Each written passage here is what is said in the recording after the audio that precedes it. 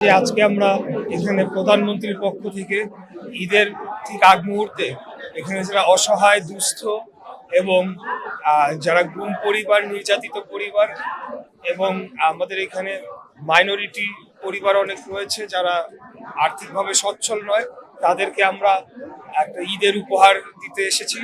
এবং আপনারা দেখেছেন যে সারা দেশব্যাপী এর আগে ইমাম মুয়াজ্জিন সারা দেশব্যাপী এবং অন্যান্য ধর্মাবলম্বী যারা যারা ধর্মগুরু যারা আছেন তাদের জন্য একটা ঈদের আগেই একটা সম্মানীর ব্যবস্থা করা হয়েছে।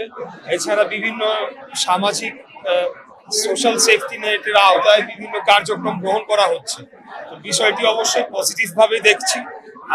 আমাদের সরকার গঠন করেছে 1 মাস হলো মাত্র, এর মধ্যে রমজান মাস রয়েছে, এর মধ্যে নানা ধরনের কার্যক্রমের মধ্যেও আমরা যারা প্রান্তিক পর্যায়ে যে সকল জনগোষ্ঠী রয়েছেন তাদের কথা আমরা ভুলে যাই নাই।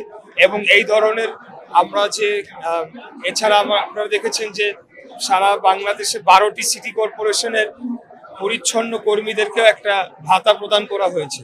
তো আমরা এই ধরনের যে চ্যারিটেবল কাজ সবসময় বাংলাদেশ জাতীয়তাবাদী দল বিএনপি করে আসছে। এখন আমরা যেহেতু সরকার গঠন করেছি, আমরা এটার ব্যাপ্তিটা আরো বৃদ্ধি করতে পেরেছি। আমরা সরকারের যে রিসোর্সেস আছে সেগুলাকে সঠিকভাবে কাজে লাগানোর চেষ্টা করছি এবং যাদের এই অর্থের প্রয়োজন তাদেরকে আমরা কিছুটা সাহায্য করার চেষ্টা করছি। আমি মনে করি যে এই অভিযোগটা সম্পূর্ণ অসত্য।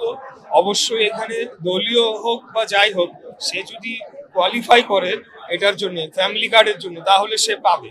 তো একই রূপে আমরা একটা রাজনৈতিক সরকার, আমরা একটা রাজনৈতিক দল, বাংলাদেশ জাতীয়তাবাদী দল। আমরা আমাদের রাজনৈতিক সংগঠনের মাধ্যমেই আমরা জনগণের যে যাদের এই সকল সহায়তা প্রয়োজন সেই লিস্টগুলো আমরা তৈরি করে থাকি সাধারণত, এবং তাদের মাধ্যমে আমরা এগুলাকে সংগঠিত করে আমরা তাদের মাঝে এই সহায়তাগুলো প্রদান করে থাকি। এখানে কোনোভাবেই অন্য কোনো অভিযোগ আনার কোনো উপায় নাই। যেহেতু একটা রাজনৈতিক সরকার, এখন আমরা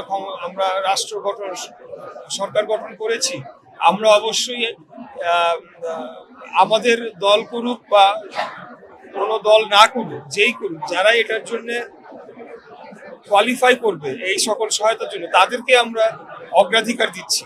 কিন্তু এর মধ্যে যদি কেউ আমাদের দল করে এরকম ব্যক্তিও থাকে তাহলে তো সেটা দোষের কিছু নয়। তারা যদি কোয়ালিফাই করে তারা সেটা পাবে, এটা হলো আমাদের কথা।